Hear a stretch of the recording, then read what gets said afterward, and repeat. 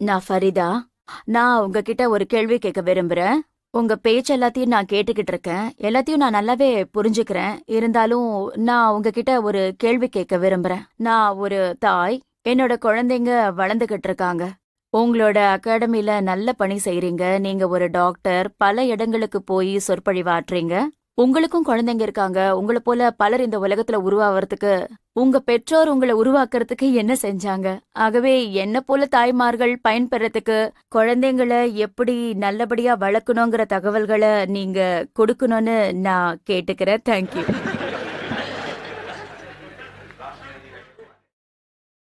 சகோதரி நல்ல கேள்வியை கேட்டிருக்கிறார். என் சொற்பொழிவுகளை கேட்டுவிட்டு நான் ஒரு டாக்டர் என்றும் அறிந்த பின்பு என் பெற்றோர்கள் என்ன செய்தார்கள் என்று கேட்டார். இங்கு டாக்டர் யாயா அல்வி நல்ல அறிமுக உரையை கொடுத்தார். அல்லாஹ் சுப்ஹானஹு வ தஆலாவுக்கு அடுத்ததாக நான் யாருக்காவது நன்றி சொல்ல வேண்டுமானால் அது என் தாய்க்குத்தான் சொல்ல வேண்டும். பிறகு இயற்கையாக எனது தந்தைக்கும் மற்றுமுள்ள எனது குடும்ப உறுப்பினர்களுக்கும், குறிப்பாக எனது மனைவிக்கும் கூற வேண்டும். திருமணமான பின் நான் அதிக தாவா பணிகளை செய்கிறேன். இது ஒரு குடும்ப கூட்டு முயற்சி. வழக்கமாக எல்லோரும் என்னிடம் கூறுவார்கள், வாழ்க்கையில் நன்றாக வரவேண்டுமானால் குடும்ப கட்டுப்பாடு செய்யுங்கள் என்று கூறுவார்கள்.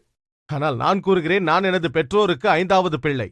எனது பெற்றோர் குடும்ப கட்டுப்பாடு செய்திருந்தால் நான் இங்கு இருந்திருக்க மாட்டேன். அப்படி ஒரு கேள்வியை தான் கேட்கப் போகிறார் என்று எண்ணினேன். அவர் அப்படி கேட்கவில்லை. நான் 5வது குழந்தை. அல்ஹம்துலில்லாஹ். அதிக குழந்தைகளை பெற்றால் சோதனை என்று கூறுவார்கள். ஆனால் அதுவே நன்மையாக கூட மாறலாம். நீங்கள் அவர்களை எப்படி வளர்க்கிறீர்கள் என்பதை பொறுத்தே உள்ளது.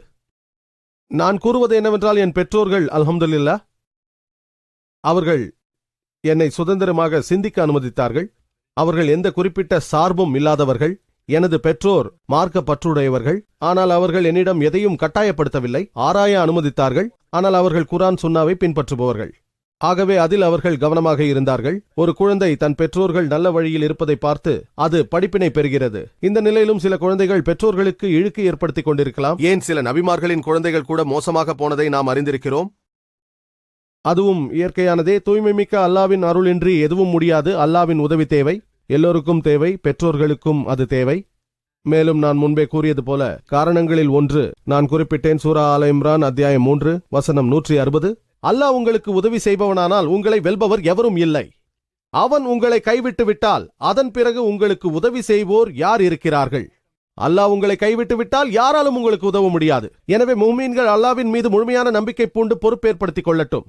எனது பெற்றோர்கள் தூய்மை மிக்க அல்லாவின் மீதே நம்பிக்கை வைத்தார்கள். என்னை ஒரு டாக்டராக்க நிறைய பணம் செலவழித்தார்கள். நான் ஒரு சிறந்த டாக்டராக வேண்டும் என்பதுதான் என்னுடைய தாயின் கனவு. நான் கிறிஸ் பெர்னார்டை போல வர வேண்டும் என்று ஆசைப்பட்டார்கள். முதல் இருதய மாற்று அறுவை சிகிச்சை செய்தவரான தென்னாப்பிரிக்காவைச் சேர்ந்த கிறிஸ்டியன் பெர்னார்டை போல வர வேண்டும் என்று ஆசைப்பட்டார்கள். எனது தாயின் ஆசை நிறைவேறியது. அல்ஹம்துலில்லாஹ். நானும் டாக்டராக வேண்டும் என்று ஆசைப்பட்டேன். நான் மருத்துவ தொழிலை கைக்கொண்டேன், ஏனெனில் அதுதான் எனது விருப்பமும் கூட. அல்ஹம்துலில்லாஹ். நான் என் கருத்தை மாற்றவில்லை.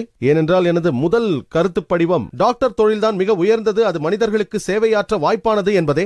அதனால்தான் நான் டாக்டர் ஆனேன். என் தந்தையும் ஒரு டாக்டர், ஒரு மனோவியாதி மருத்துவர். ஆகவே அல்ஹம்துலில்லாஹ் நானும் ஒரு டாக்டர் ஆனேன். ஆனால் அதன் பிறகு ஷேக் அஹமத் தீதாத் அவர்களின் பேச்சாற்றலால் ஈர்க்கப்பட்டு தாவா பணியில் என்னை இணைத்துக் கொண்டேன். பிறகு மனிதர்களின் உடல் ரீதியான நோய்களை குணப்படுத்தும் போது ஏற்படும் மகிழ்ச்சியை விட அவர்களை ஆன்மீக ரீதியில் குணப்படுத்துவதில் பல மடங்கு அதிக மகிழ்ச்சியை நான் அடைந்தேன். பல மடங்கு அதிகமாக. உலகில் பல்லாயிரக்கணக்கான டாக்டர்கள் இருக்கிறார்கள். அவர்களில் பல நூறு பேர்கள் இலவசமாக சிகிச்சை அளிக்கிறார்கள். நான் அந்த பெருங்கடலில் ஒரு துளிதான். ஆகவே அந்த நேரத்தில் தான் நான் தொழிலை கைவிட்டுவிட்டு முழு நேர தாயியாக மாற வேண்டும் என்று முடிவு செய்தேன். அதற்கும் எனது பெற்றோர்கள் ஒத்துழைத்தார்கள். இயற்கையாக எனது பெற்றோர், இவ்வளவு பணம் செலவழித்திருக்கிறோம், உன் மீது நம்பிக்கை வைத்தோம், 5½ ஆண்டுகள் இதில் செலவழித்தாய் என்றெல்லாம் சொல்வார்கள் என்று நான் எண்ணினேன். ஆனால் எனது பெற்றோர்கள் ஆதரவளித்து பாதகமில்லை, இது அல்லாவின் பாதை என்றார்கள். நான் என் தாயாரிடம் என் தொழிலை விடும் முன்னர் நான் என்னவாக ஆக வேண்டும் என்று கேட்டேன். ஷேக் அஹமத் தீதாதாக ஆக வேண்டுமா, கிறிஸ் பெர்னார்டாக ஆக வேண்டுமா என்று கேட்டேன். அதற்கு என் தாய் நல்ல பதில் சொன்னார்கள். இருவரைப் போலவும் வர வேண்டும் என்றார்கள். ஆனால் இப்போது அவரை பார்த்து கேட்கும் போது, இப்போது நான் இருக்கும் நிலை, அதாவது ஒரு தாயாக இருக்கும் நிலை வேண்டுமா அல்லது கிறிஸ் பெர்னார்டாக வேண்டுமா என்று கேட்டால் அதற்கு அவர் ஷேக் தீதாதை போன்ற ஒரு தாய்க்காக 1000 கிறிஸ்டியன் பெர்னார்டை தியாகம் செய்வேன் என்றார்கள். அல்ஹம்துலில்லாஹ். பெற்றோர்களின் ஆதரவு என்றும் உதவும். பெற்றோர்கள், குடும்பத்தார்களின் ஆதரவு மிகவும் முக்கியம். தாவா பணிக்கு மிக அவசியமானது. குழந்தைகளை எப்படி வளர்க்க வேண்டும், இஸ்லாத்தில் குழந்தை வளர்ப்பு என்பது பற்றி நான் ஒரு சொற்பொழிவாற்றி உள்ளேன். குழந்தைகளுக்கு சிறந்த ஆசிரியர் முதலில் தாய்தான். நான் கூறுவேன், தாயோ அல்லது பெற்றோரோ குழந்தைகளுக்கு முதலில் தர வேண்டிய புத்தகம் குர்ஆன் தான். குர்ஆன் தான் முதல் புத்தகம். குர்ஆன் தான் அவர்களின் வாழ்க்கையில் கடைசி காலம் வரை வழிகாட்டியாக திகழும். ஆனால் பெற்றோர்களுக்கு அரபி தெரியாமல் இருக்கலாம். ஆனால் ஒரு மொழியாக அரபு மொழியை கற்க வேண்டியது அவசியம்.